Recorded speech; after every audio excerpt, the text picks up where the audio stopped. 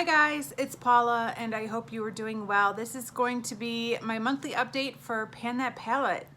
Yay! It's a few days late and I apologize for that, but I'm trying to get back on track. I'm actually filming this on June 4th. I don't think it's going to go up for a few more days, but just for the record, I'm filming this on June 4th. So this is the progress I've made as of June 4th.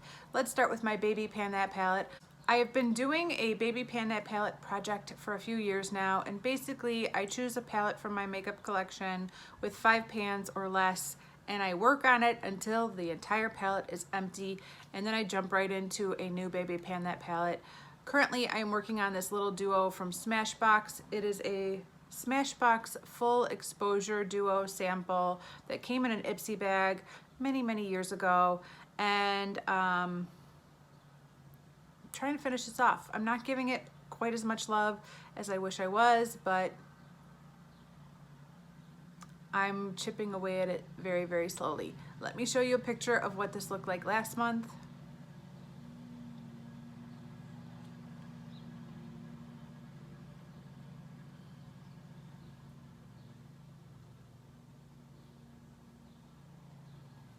And this is what it looks like this month. I finally have cleared off the loose bits that were all over the place, preventing me from tipping this pan up like this because I was afraid it was all gonna fall out. So I did use this a few times to clean it up a bit. Still no pan on the gold shimmer shade, and I don't feel like the pan really expanded on the matte shade, to be honest with you. I just need to use this more consistently than I have been, but I am trying to get some use out of it. I love it. Every time I wear this duo, I'm like, dang, that is a good looking shadow. That gold looks beautiful on my eyelids. It is gorgeous. Yeah, unfortunately, I'm just not prioritizing this over the many other eyeshadows I am working on. Next, let's jump into my Pan That palette. The theme for the Fantastic Ladies Pan That palette this year was Size Matters. This theme was created by Jessica Lee. The Fantastic Ladies are a Facebook group over on Facebook, obviously, and it's a group where we just hang out and talk about makeup and panning makeup all day long, every day. I will have a link to their group down below if you're interested in joining. You're more than welcome to. But the Size Matters theme was all about your interpretation of whatever size matters means. And for me, that meant my palette with the most pans.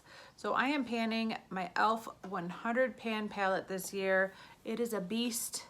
It is a beast of a palette, but I'm really enjoying myself. As you can tell, I created a crazy rainbow under eye look using mostly this palette alongside another BH Cosmetics palette I own. So yeah, I've been having a lot of fun with this palette. This is in my Dust Collectors Get Ready With Me video. That should have been posted up by now. So if you want to see how I got this look, you can check out that video, because this was the look I created in that video. But let's get back to the Pan That palette. I will show you a picture of what this looked like last month right now.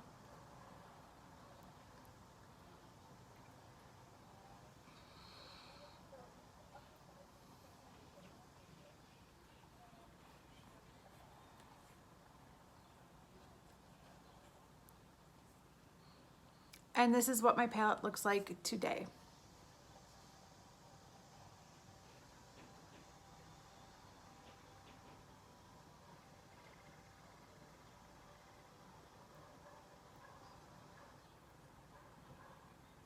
So what's new? I was really hoping to have this white shade gone by today. There is just a tiny sliver of product in this corner. It should be gone by next week, but it's not quite gone.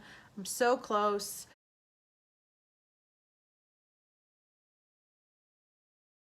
I did manage to hit pan on this shade down here. This is just kind of a pretty peachy shade, and this is a shade that I was tracking how many uses it would take me to hit pan, just to get a better idea of what it takes to hit pan in this palette. I used this shade as like a crease shade and an under eyelid eyeshadow, and it ended up taking me 13 uses to hit pan on this. So that's nothing. I mean, that explains how I'm hitting pan on these shades so much faster than like a typical palette. Some palettes take me 60 uses to hit pan, and I'm hitting pan on these in 13 uses, which is how I'm able to make so much progress on this. But yeah, that was good information. And I have obviously expanded the pan quite a bit since hitting pan. I also hit pan on this red shade over here. These two definitely went together. They were peanut butter and jelly. This corally red shade is the perfect crease shade for this peachy transition shade, and I wore the two together a lot over the past month with like some kind of a shimmery shade on my eyelid, whatever it is, it doesn't matter. And I really, really like that combination a lot over the past month. I was hoping to have pan on this green shade up here. I didn't manage to make that happen. I feel like I am so close. I used it in my eye look today. One last ditch attempt to hit pan. And I did do my green and blue look one day this past week. But after my update last month, I did take a break from the green and the blue for a little while to see, to explore some of these lighter sunset-y shades. And I'm really happy to have those two new pans. Really disappointed to not have pan in the green and to not have finished this white shade off, but really happy to have the two new pans. I did do another look. I'm gonna throw up a picture of it right now, but basically in that look, I focused on some of these golden shades that I hadn't ever used before in this project. Okay, I just checked my notes. I used this bronzy shade, this orangey bronzy shade, all over my eyelid, and I blended it out with this kind of, I don't know, melony shade right there. It looks very yellow in the camera, but to me it has a bit more orange in it and from this angle. And then I used this green shade down here as a liner, and I used this golden shade over here as my inner corner highlight and maybe my brow bone highlight. I was trying to see what shade I might want to use next as a brow bone highlight, because this is a shade I've currently been working on as my brow bone highlight, and it is going quickly. This is like the most perfect brow bone shade for me. I'm wearing it today with this look actually. I don't know if it's really picking up, but yeah, it is just a beautiful champagne shade that works really well with my skin tone. Not too light, not too dark. It's just the perfect shade. I really like this peachy shade as like a face highlight, but it's a little too dark on my brow bone. This shade is perfect, and I've really expanded the pan quite a bit. I feel like I've expanded the two browns that I've been using as my brow powders quite a bit as well. I think once I finish this white shade, which I've been using to set my eyeshadow primer, I'm either going to go to this stark white over here, or maybe to this kind of like creamy, it's a little bit, got a little bit more yellowy, beigey tan to it. So one of those two might be the one I go to next once the shade is finished. So I think that's about it. I did use this shade a few times. I used this shade a few times. They're really nice, like one shadow looks.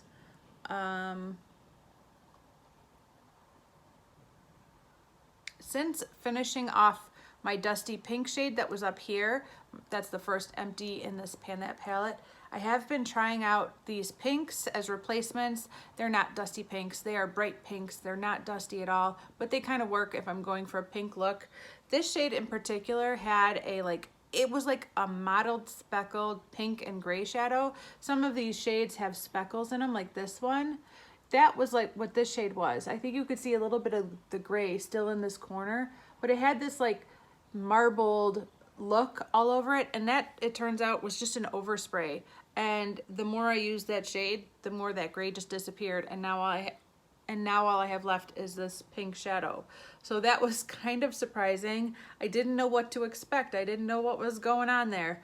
But once that overspray was gone, it's just pink. So the gray, like marbleized effect is gone. And there's so many shades like that in this palette. This one, this one, this one, this one, this one, this one, this one. There's a bunch of them in this palette that definitely make it look very interesting when you're just looking at it. But as far as, you know, the functional use of the palette doesn't really have that big of an impact. But yeah, that was interesting too.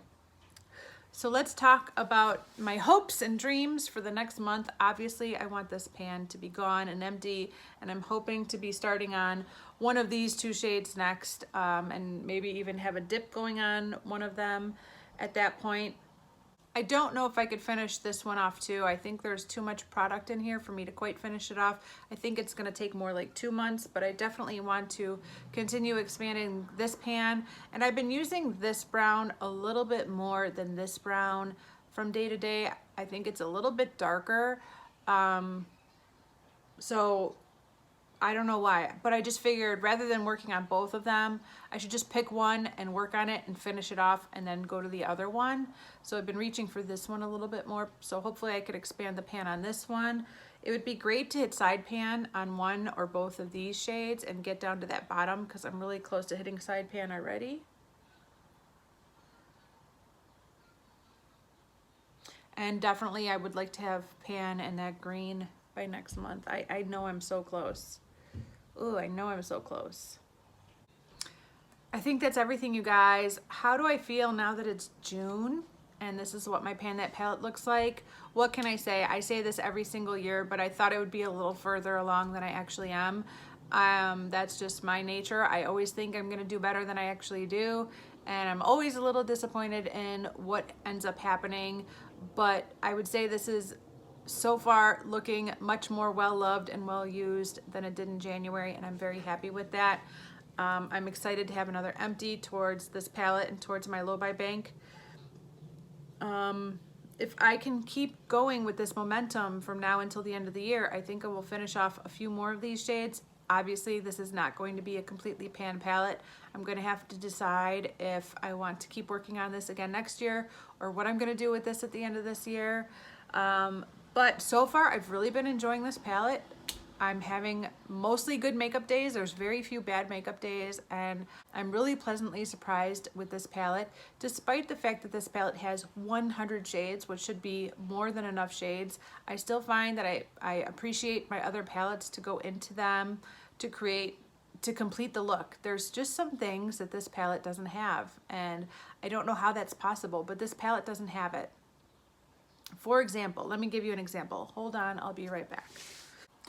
So for example, none of these shades make the most like sparkling metallic lid shade, and I love a good sparkling metallic lid shade.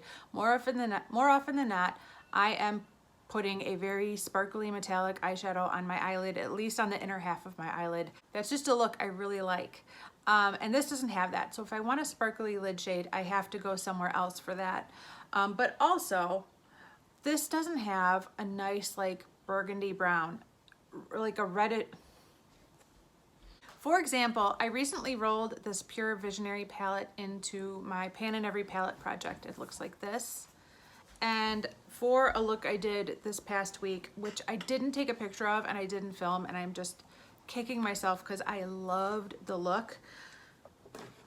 I used the two shades I hit pan on this past month, this peachy shade and this corally shade, all over my eyelid. The peach shade was throughout my transition area, the corally shade was in my crease. And then I used the shade called Dreamer, which is up here. It's kind of the most glittery shade of the bunch, on my eyelid for a sparkly metallic eyelid. And then I used this kind of burgundy shade in my crease and outer corner, and it made such a difference. It made the look go from like a 4 to an 8 or a 9. It just made the look so much more interesting. And I thought, how ridiculous. I'm working on a 100 pan palette and I don't have a shade like this anywhere in that palette. And it's just beautiful. It's a beautiful shade. I really liked it. So yeah, despite the fact that that palette has 100 pans, it's still not a complete palette for me. But the shades that it does have, I find that I can use to incorporate into looks, and the looks are generally ones that I like and enjoy. So I'm having a lot of fun with my Pan That palette. It's going really well. I need to keep the momentum going. We're getting into the tougher days, but yeah, so far I'm happy with my progress. And as of this update, I now have, so as of today, I have 1 completely finished pan and 12 shadows with pan in them. I'm pretty happy with that. That's pretty good. So I'm going to keep working on this palette for the next month, and I will meet you back here very close to July 1st with my next update. So that is everything. Thank you guys so much for watching. I do appreciate it, and I will see you in the next one. Bye.